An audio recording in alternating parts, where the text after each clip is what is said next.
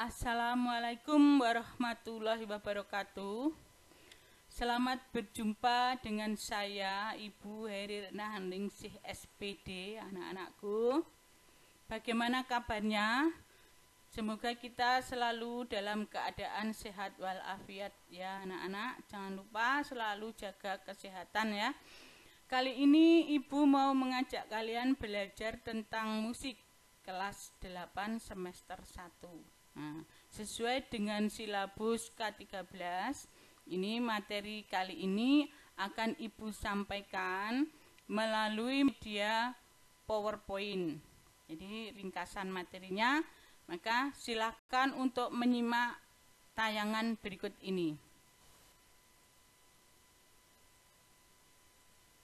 Nah, gaya dan bernyanyi lagu daerah. Nah, sebelum kita membahas ini, mari kita simak tayangan berikutnya.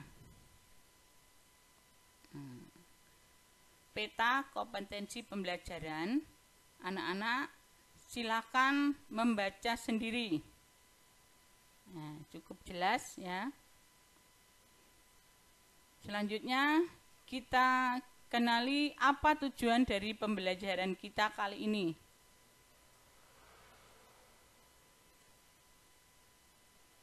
Nah, tujuannya anak-anak juga silahkan menyimak, membaca sendiri, memahami ya, biar kalau tahu tujuannya anak-anak akan lebih serius dalam belajar. Nah, begitu ya. Cukup jelas anak-anak. Mari kita lanjutkan ke pembahasan materi pokok pada pertemuan kali ini, yaitu tentang kedudukan dan fungsi musik dalam tradisi masyarakat Indonesia. Sebelumnya anak-anak harus tahu bahwa musik tradisional, tradisi itu adalah musik yang lahir dan dijiwai budaya suatu daerah. Jadi lahir dari suatu daerah dan dijiwai budaya daerah itu sendiri.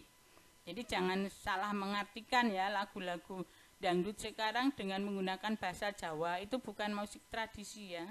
Itu musik pop dengan bahasa Jawa, musik dangdut bahasa Jawa ya. Itu. Selanjutnya, sesuai ini ya, kita tahu bahwa negara kita ini terdiri dari berbagai macam suku bangsa dan memiliki beribu-ribu adat dan kebudayaan, termasuk di dalamnya adalah musik. Nah, sebagian besar fungsi musik dalam tradisi masyarakat di seantero Nusantara ini, yang pertama sebagai sarana upacara adat. Langsung saja sebagai contoh, kalau di Jawa Tengah atau Jawa khususnya ya, musik tradisional untuk upacara pengantin, temu pengantin nek Jawa ya. Kemudian dari Betawi ada tanjidor. Dan masih banyak lagi ya untuk ingat waktu. Lanjutnya yang penting fungsinya pertama sebagai sarana upacara adat gitu ya. Yang kedua, anak-anak ya, sebagai pengiring tari. Tiap daerah itu pasti juga memiliki tari tradisional. Nah, tari itu juga kurang greget kalau tanpa iringan musik. Nah, tari daerah satu dengan yang lain berbeda-beda, dipengaruhi oleh lingkungannya juga dan diiringi oleh musik yang ada di daerah masing-masing ya. Ya, itu aja yang jelas. Banyak contoh ya, tari di Jawa ada tari Gambyong, Gambiranom, Serimpi. Nah, ada dari luar Jawa tari Lenso, tari Pakarena, nah, dan sebagainya. Di Bali juga banyak sekali ya. Nah, itu saja. Yang penting fungsinya itu fungsinya, garis besarnya itu. Masih ada dua lagi, yaitu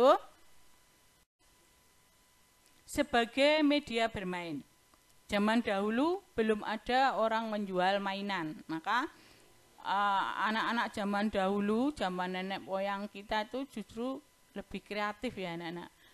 Mereka membuat mainan sendiri dengan bahan-bahan alami seperti kayu, bambu ya, kemudian debok dan sebagainya. Mereka juga menciptakan gerakan-gerakan yang menarik untuk bermain, menciptakan kata-kata, kalimat yang begitu menghibur untuk bermain. Dan sekarang yang berkaitan dengan musik itu sebagai media bermain, sebagai contoh misalnya lagu Cublak-Cublak Suweng, lagu Soyang-Soyang, kemudian ada Jamuran, Sluku-Sluku Bathok, dan di luar Jawa ada Injit-Injit Semut, ada Ampar-Ampar Pisang, Pok Ame-Ame dari Betawi, nah Ampar-Ampar Pisang dari Kalimantan, itu juga merupakan lagu dolanan ya dari luar Jawa. Kemudian fungsi berikutnya sebagai media penerangan.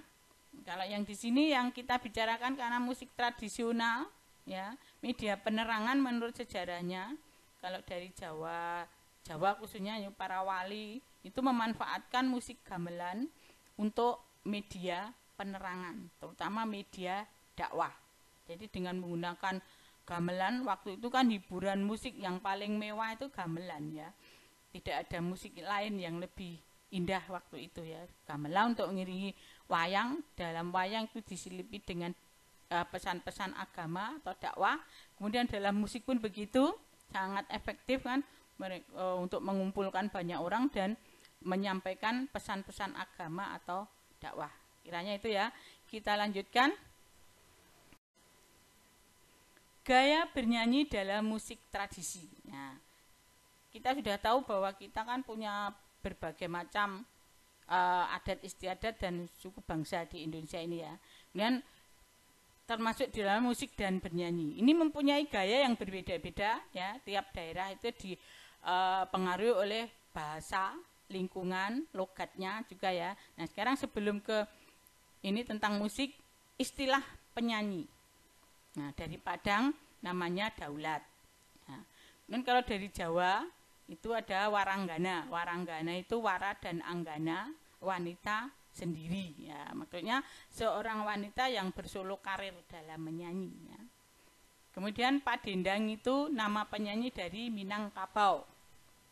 Lanjutnya pesinden itu juga dari Jawa, Jawa Tengah, Jawa Timur, Jawa Barat itu ada istilah pesinden. Asal katanya dari Pasidian. Pasidian itu orang atau seorang wanita yang kaya akan lagu.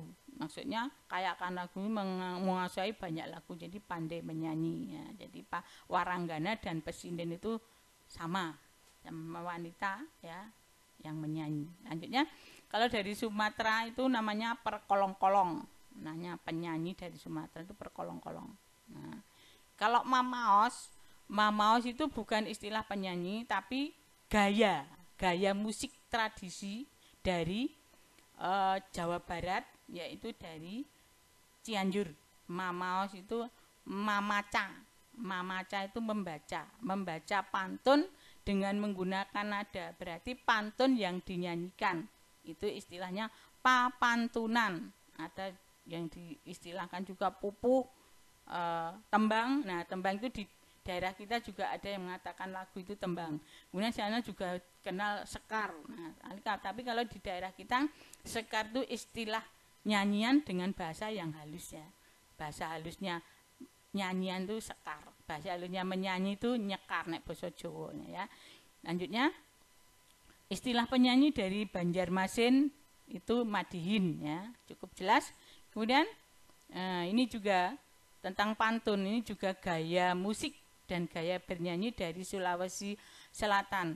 Itu membawakan pantun, tetapi pantunnya itu dibawakan secara meratap. Itu meratapi kematian. Nah, terus ada lagi juga dari Betawi. Itu juga membawakan tentang pantun yang diiringi musik gambang kromong. Tetapi pantunnya itu tentang kritik atau sindiran sosial yang dikemas secara jenaka atau lucu. Jadi pantunnya saling berbalas menggunakan lagu diiringi gambang kromong itu dari Betawi. Nah, kiranya ini contoh-contohnya sebetulnya banyak sekali ya musik tradisional di seluruh Indonesia ini yang mempunyai gaya sendiri, ya, gaya masing-masing sesuai dengan logat, bahasa, dan musiknya. Nah, kita lanjutkan ya untuk berikutnya. Keunikan lagu atau musik tradisional.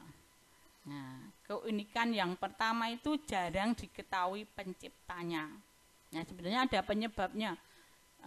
Tidak ada yang diketahui penciptanya, karena zaman dulu itu masih banyak orang yang tidak bisa baca tulis.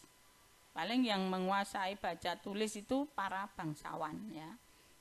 Orang-orang jelata itu jarang, apalagi baca tulis notasi ya. Makanya padahal musiknya kan digunakan untuk upacara adat.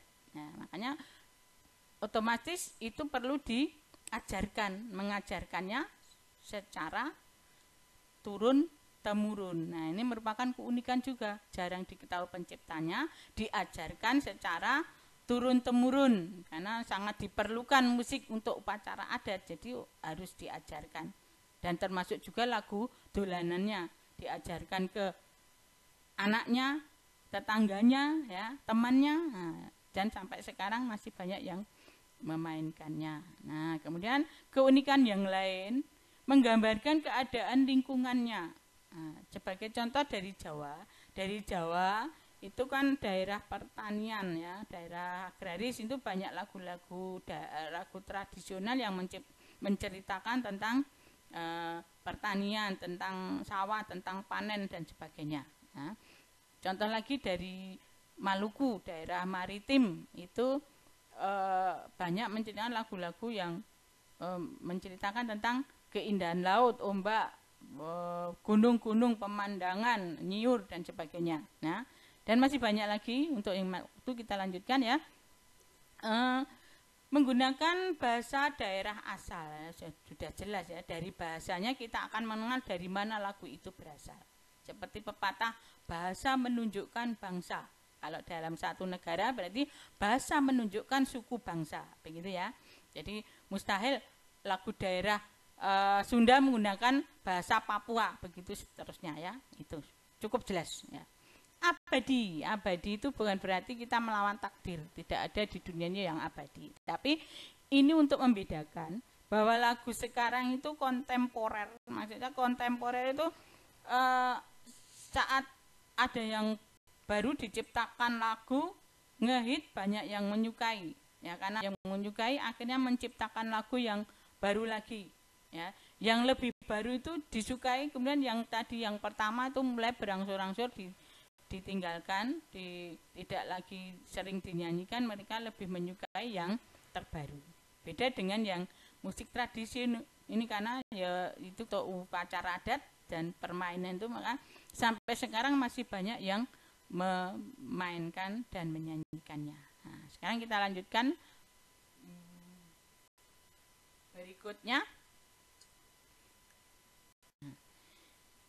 Ini ada lagu, contoh lagu seperti tujuan kita kan anak menguasai lagu daerah secara unisono. Jadi satu lagu dinyanyikan banyak orang dengan satu suara, itu namanya unisono. Nah, ini sebagai contoh lagu daerah Betawi. Tetapi ibu nyanyikan secara tunggal, hanya nanti untuk unisono kita bernyanyi bersama. Ya, kalau sudah bisa mungkin ketemu secara virtual nyanyi bareng. Nah, itu unisono ya. Yang penting anak-anak tahu unisono itu bagaimana ya. Pokoknya nyanyi bareng satu suara. Banyak orang dengan satu suara. Ini Bu Guru kasih contoh 2 bait saja. Untuk bait-bait berikutnya nadanya sama. Nanti silahkan nyimak, ada di modul halaman 50 ya. Lagu daerah Betawi ini judulnya Kicir-Kicir. Kicir-kicir ini lagunya, lagu lama ya Tuhan dari Jakarta. Saya menyanyi ya Tuhan memang sengaja untuk menghibur hati yang duka. Burung dara, burung merpati, terbang cepat ya Tuhan tiada tara. Bilalah kita ya Tuhan suka menyanyi, badanlah sehat ya Tuhan hati gembira. Dan seterusnya, ini bait-bait berikutnya nadanya seperti itu ya. Silakan untuk mempelajari. Kiranya ringkasan materi yang Ibu sampaikan sampai di sini, mudah-mudahan anak-anak bisa menerima dengan baik dan bisa belajar dengan baik. Jangan lupa terus dibuka buku dan modulnya. Untuk sementara ini Bu Heri belum memberikan tugas. Yang penting ini materinya dipelajari dulu karena Bu Oki belum menyampaikan ulangan. Jadi ini bersamaan kalian mengerjakan ulangan harian dari Bu Oki dulu lewat media Google Form mungkin ya. Dan untuk Bu Heri, anak-anak cukup mengisi absen aja lewat link yang Ibu kirim lewat WA kalian ya, lewat WA grup itu diisi karena presensi itu juga ada nilainya. Kiranya sampai di sini. Selamat belajar, jaga kesehatan baik-baik ya. Mudah-mudahan keadaan ini segera membaik sehingga kita bisa belajar secara normal kembali. Sampai di sini, assalamualaikum warahmatullahi wabarakatuh.